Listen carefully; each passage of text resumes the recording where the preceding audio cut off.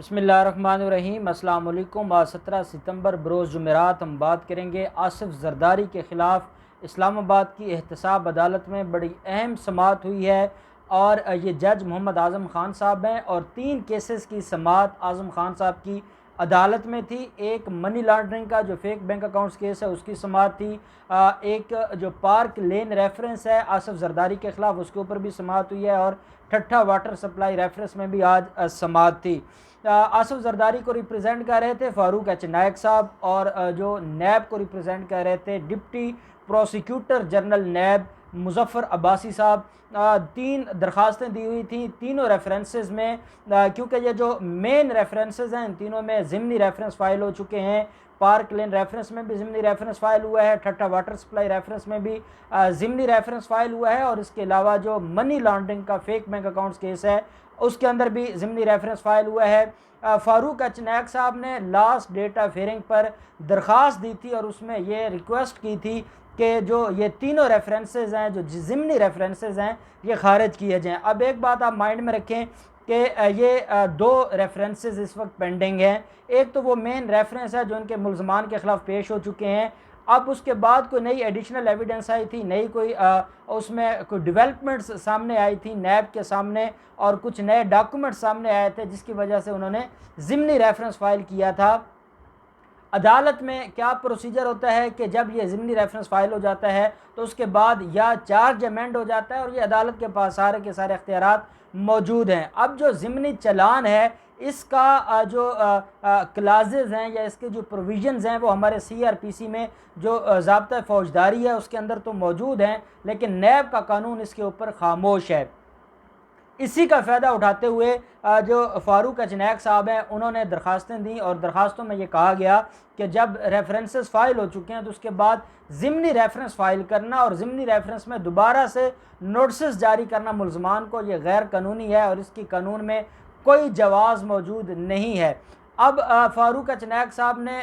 तकरीबन पौना घंटा इसके ऊपर बहस की है, लेकिन उनकी बहस में सिवाय अदालत का टाइम वेस्ट करने के कोई ऐसी ग्राउंड मौजूद नहीं थी कि जिसकी बुनियाद पर यह कहा जा सके कि फ़ारूक एच नायक साहब वाकई सिंसियर थे और वो इन दरख्वास्तों को खारिज करवाना चाहते थे। वो ये बात समझते थे कि ये दरख्वास्तें इन दरख्वास्तों की बुनियाद पर ज़िमनी रेफरेंस खारिज होने वाले नहीं हैं और उन्होंने जो हवाले दिए हैं उन्होंने ये कहा है कि जो टाइम फ्रेम दिया था सुप्रीम कोर्ट ने कि ज़िमनी रेफरेंस फ़ाइल किए जाएँ, उस टाइम फ्रेम में ये ज़िमनी रेफरेंस फ़ाइल नहीं किए गए, ये बाद में फ़ाइल किए गए हैं। साथ उनका ये कहना था कि सुप्रीम कोर्ट और हाई कोर्ट की जजमेंट्स हैं जो ये कहती हैं कि नैब में ज़िमनी रेफरेंस फ़ाइल नहीं हो सकता। इसके ऊपर जब जज आज़म ख़ान साहब ने इस्तफ़सार किया कि वो हाई कोर्ट और सुप्रीम कोर्ट के जो जजमेंट्स हैं वो हमें दिखाएं ताकि हमें पता चल सके और हमारे नॉलेज में भी इजाफा हो कि वो कौन सी ऐसी चीज़ें हैं जिनकी बुनियाद पर यह कहा जा सकता है कि ज़िमनी रेफरेंस फ़ाइल नहीं हो सकता, जिसका जवाब फ़ारूक एच नायक साहब के पास मौजूद नहीं था।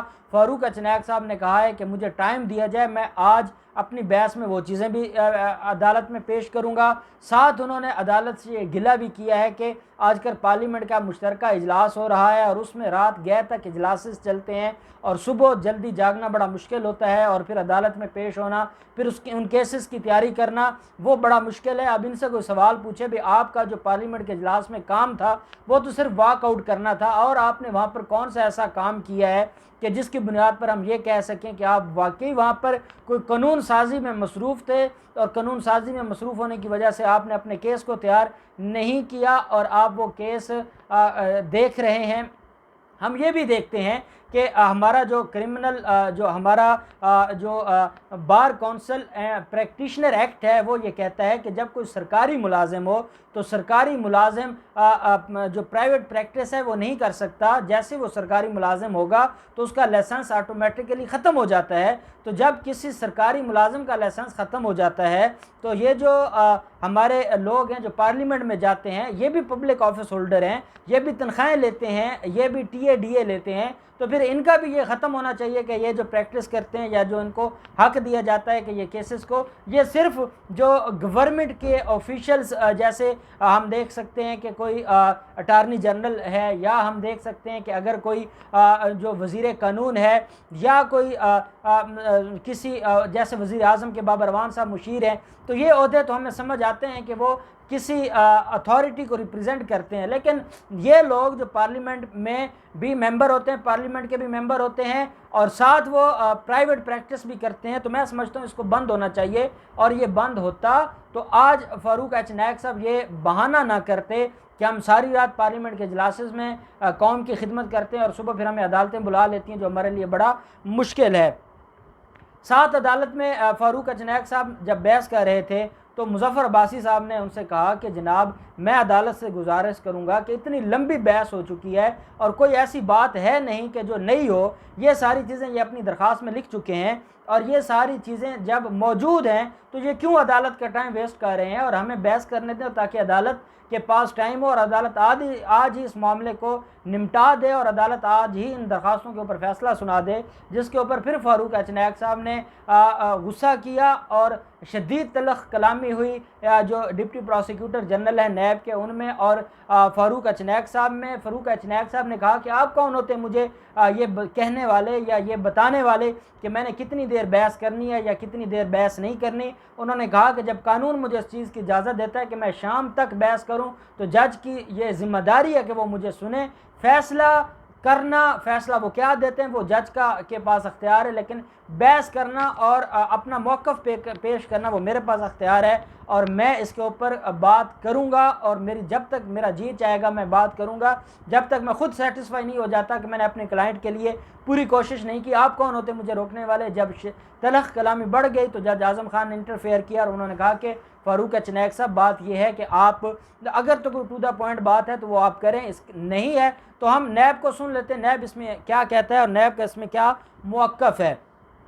जब फ़ारूक एच नायक साहब ने अपनी बहस मुकम्मल की तो नैब के जो प्रोसिक्यूटर थे उन्होंने अदालत से कहा कि जनाब, पहली चीज़ तो ये है कि हमारा मौक़िफ़ ये है, हमने ज़िमनी रेफरेंस फ़ाइल किया है और बकौल जो फ़ारूक एच नायक साहब हैं कि ज़िमनी रेफरेंस का कोई कानून मौजूद नहीं है। ये जो जितनी उन्होंने गुफ्तगू की है इसका कोई उनके पास कानूनी जवाज़ मौजूद नहीं है, उनके पास कोई ऐसा लॉ मौजूद नहीं है, कोई ऐसा प्रेसिडेंट मौजूद नहीं है, कोई सुपीरियर कोर्ट्स का ऐसा फैसला मौजूद नहीं है जिसमें ये रोका गया हो कि आप ज़िमनी रेफरेंस फ़ाइल नहीं हो सकता या ज़िमनी रेफरेंस फ़ाइल करना गैर कानूनी है। और साथ उन्होंने ये कहा जो नैब के प्रोसिक्यूटर थे कि जब ज़िमनी रेफरेंस हमने फ़ाइल कर दिया और उसके ऊपर नोटिस जारी कर दिए हैं अदालत ने, तो उसका मतलब है हमारा रेफरेंस समाअत के लिए मंजूर हो गया है और उसके बाद ही मुलज़म को नोटिस जारी हुए हैं। तो जब एक रेफरेंस समाअत के लिए मंजूर हो जाता है तो उसके बाद यहाँ पर दरख्वास्त देना उसका कोई जवाज़ नहीं रहता। साथ नैब प्रोसिक्यूटर जनरल ने यह बात की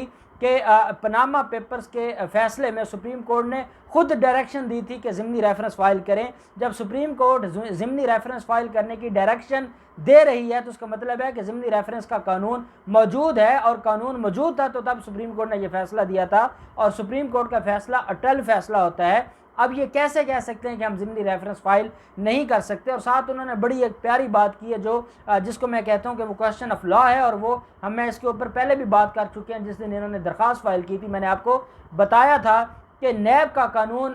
वो उसमें प्रोसीजर भी है और सब्सटेंटिव जो साइड है दोनों कवर करता है, लेकिन साथ नैब का कानून ये भी कहता है कि जहाँ कोई चीज़ ऐसी रह जाती है प्रोसीजर की जहाँ नैब का कानून खामोश है तो उसके ऊपर फिर CRPC को अप्लाई किया जाएगा और CRPC ज़ाब्ता फौजदारी के तहत क्रिमिनल प्रोसीजरल कोड के तहत आप अपने जो प्रोसीजर है उसको लेकर चलेंगे।